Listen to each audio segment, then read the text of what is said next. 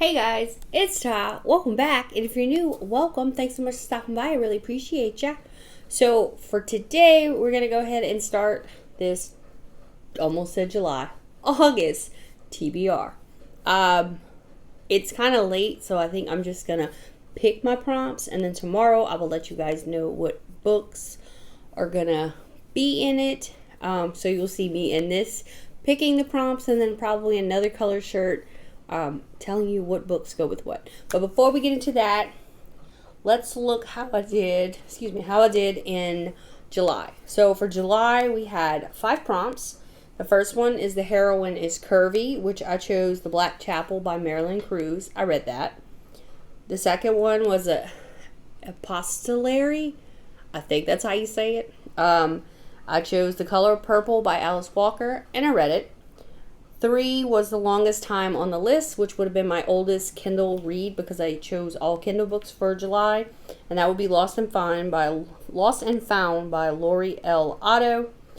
4th one was Family Tree, The Yellow House by Sarah M. Broom. And then the 5th one was Set in a Restaurant, and that is Cupcakes and Conspiracies by Catherine Hayton. Some of those I have already told you guys my thoughts on. I will link that above and below in my mid-month wrap-up. At mid-month, I had 12 books that I went over with you guys. And then the other books you'll find later on when I do the end of the month. And it's a pretty good reading month, I'm not going to lie. The only thing I did not do, if you watched the July TBR, I said I was going to try to get to The Handmaid's Tale to finish it, and I've not touched it. Eventually I will.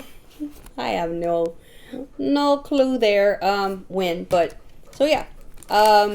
For this month we are going to pick 5 prompts out of the basket, which are folded into planes. And that's why it's called Let's Book It, because you book plane tickets, so we're booking a book to a prompt.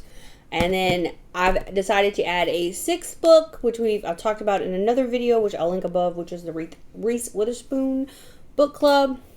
I have all of the books I have not read thus far in here. These orange colored papers are her adult releases, and these pink ones that are coming across a little purple, but these are her young adult. So what I'm going to do is, if one of these books connects with the prompt, then I'll use it. But if I can't get any Reese on there, I'll pick an additional, I guess. Okay, honestly, I'm just going to try to get more than one Reese book on there, because she has whoever picks all this has really good taste. I have not been disappointed really in those choices. So let's get started. Let's book it. Round 1. So I have filled in some prompts. So if I pick one I've already filled, then I will just chunk it and choose another one, because I have them in this basket, but I'm also working on them every time I pick up a book, because I want to get those done. And I can put, regular prompts in there. So the first one, let's see if we have one we get to do. Starts with WX. Nope, I lied. Starts with Q, X, or Z. Q, X, or Z. I don't know if y'all can read that. I have really messy handwriting. So that's going to be a tough one. Okay, so for the first one, starts with Q, X, or Z. I went looking on my shelves, and I found Queen of Hearts by Martha Brooks. And this one says, on the prairies of Canada during World War II, a girl and her 2 siblings begin a war of their own. Stricken with tuberculosis, they are admitted to a nearby sanatorium. Teenager Marie Claire is headstrong, angry, and full of stubborn pride. In a strange new land of TB exile, she must chase the cure, seek privacy where there is none, and witness the slow decline of others. But even as Marie Claire struggles through the ups and downs of deeply personal fight, she must also resist the impulse to turn her back on those around her, unknowingly giving herself a chance at friendships that could be instrumental in helping her find a way back to normal life, including first love. So that one there. And like it said, teens having tuberculosis and going through the treatment for it, and possibly coming out in love. What's not to love there? So I can't wait to read this one. All right, for the second prompt,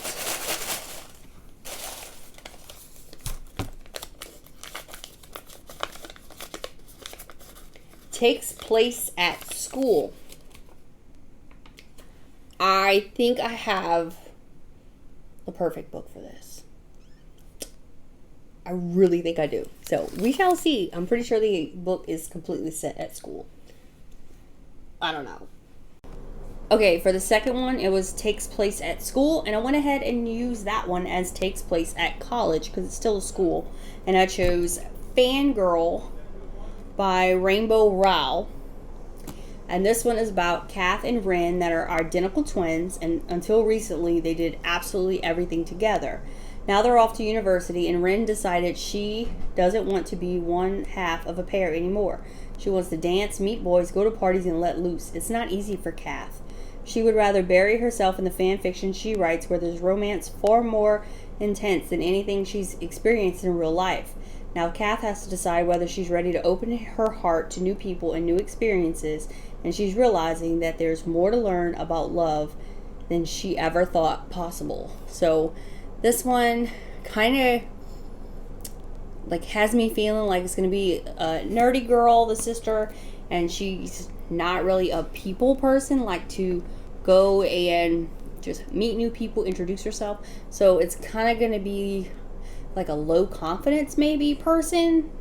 Like she's confident behind the screen but not confident in person, so now she has to go out thanks to her sister pushing her to meet people, and maybe this little guy down here is who she falls in love with. So I guess we shall see. I've heard great things about this one, so I'm excited to see if they hold up for me. The third pick, oh, we got one of the original ones. I probably did this one already. Country. It's set in a country that starts with the letter S. There you go. Country starts with S.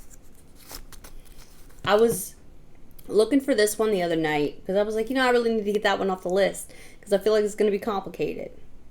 And so far it has been. So let's scour and see what we find. The next one is Country That Starts with an S, and I chose Anxious People by Frederick Backman. This one, from what I can tell, is in Sweden, so that's an S, and it's a country, so that's what I'm going with. And this one, I've seen lots of things about, both good and bad. But basically, these people go, from what I can gather, to an open house type thing for real estate, and a robber shows up, and there are 8 people, I believe, that are held hostage, but each of them carries a lifetime of grievances, hurts, secrets, and passions that are ready to boil over. None of them is entirely who they appear to be. All of them, the bank robber included, desperately crave some sort of rescue. So, and it also says, a poignant, charming novel about a crime that never took place, a would-be bank robber who disappears into thin air, and 8 extremely anxious strangers who find they have more in common than they ever imagined. So, like I said, heard a lot of good, a lot of bad about this one. It's definitely like a mix whenever you read the comments on the reviews and stuff, but something has always pulled me to wanting to read this one. So as soon as I was able to acquire it, because it is a book of the month book, but I didn't get it from there. I did one of the book swaps on Facebook, and this one finally came across, and I was able to swap something for it. So it's been sitting on my shelf for about a month now, and now I'm going to read it. I'm super excited to see where I fall in the hate to love range on this one. Yay! All right, book number 4, is it? Yeah, 4. Book 4 will be this one. Oh, I have that one. Cover has beach or lake. 4 again. And that one for the beach or lake, I did We Were Liars because there was a lake on it.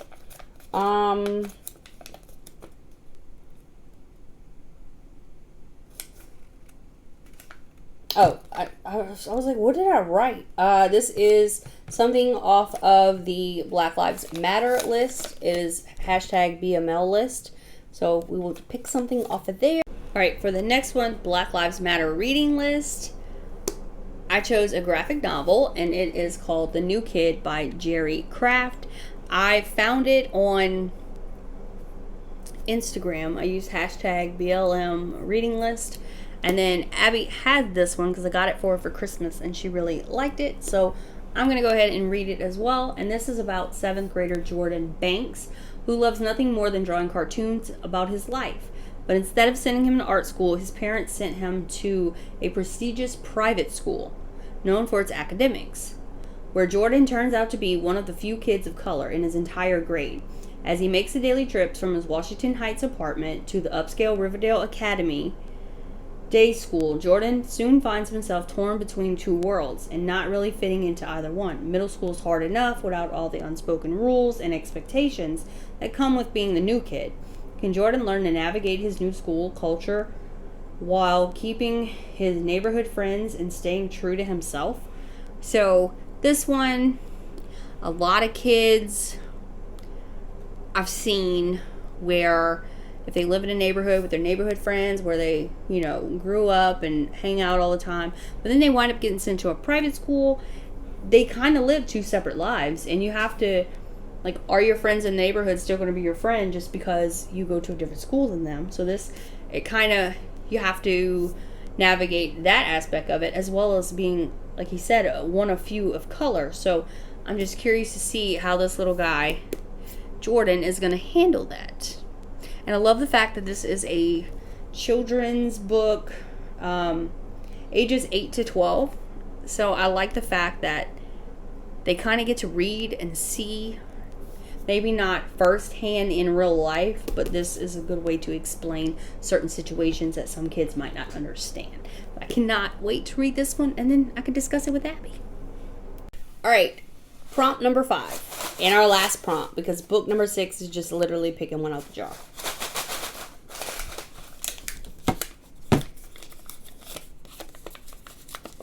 Longest by pages on TBR. Oh my. Oh my. Oh my. I think I know exactly what this one is, and I'm so scared. So scared. I'm pretty sure it's a Stephen King book. I'm going to have to go double check those page numbers because that sucker is thick. So let me see. Okay. The longest on my TBR. Technically, it's not the longest, but it's the longest one that I can read, because the one that is longer than this one is 900 something pages, while this is 800 and something. But the other one is part of a series, and I'm not even close to the end of it yet, and that's the final book, so I can't read that one. So we're going to go with 11/22/63 by Stephen King. I've seen a lot of people reading this one, struggling with this one, especially the size of it. So I'm curious to see. And this one says, life can turn on a dime or stumble into the extraordinary as it does for Jake Epping, a high school English teacher in a Maine town. While grading essays by his GED students, Jake reads a gruesome, enthralling piece penned by janitor Harry Dunning. 50 years ago, Harry somehow survived his father's sledgehammer slaughter of his entire family. Jake is blown away, but an even more bizarre secret comes to light when Jake's friend Al, owner of the local diner, enlists Jake to take over the time mission that has become his obsession, to prevent the Kennedy assassination. How? By stepping through a portal in the diner's storeroom and into the era of Ike and Elvis, of big American cars, sock hops, and cigarette smoke. Finding himself in warm-hearted Jolie, Texas, Jake begins a new life, but all turns in the road lead to a troubled loner, named Lee Harvey Oswald. The course of history is about to be rewritten and become heart-stoppingly suspenseful. So, this will be a pretty cool take on it. Time travel to go back and correct it. I've watched The Umbrella Academy, and they did time travel around JFK, and I really enjoyed it. So hopefully this kind of gives me the same vibes. But I am kind of scared. Like, so kind of scared. It's pretty thick. So, wish me luck. Alright, and like I said, I wanted to add at least one Reese Witherspoon book every month to my TBR. So we're just going to close our eyes and pick one of these, whether it be orange or pink. Like I said, orange is adult and pink is young adult. So let's see. Let me close my eyes so you guys can see I'm not cheating. And this one is I'm Still Here, Austin Channing Brown. And it is from the July 2020 list. So, there's my first Reese book out of the jar. But then again, by the time you're watching this part, I'm not sure if I picked a Reese book for anything previous because I haven't picked the books yet. So, there's that.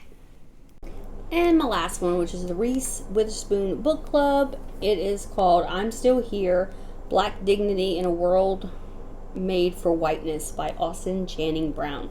So this one also follows the other prompt that I got for Black Lives Matter. So this one will fit both. It says, Austin Channing Brown's first encounter with a racialized America came at age 7. When she discovered her parents named her Austin to deceive future employers into thinking she was a white man. Growing up in majority white schools, organizations, and churches, Austin writes, I had to learn what it means to love blackness. A journey that led to a lifetime spent navigating America's racial divide as a writer, speaker, and expert who helps organizations practice genuine inclusion.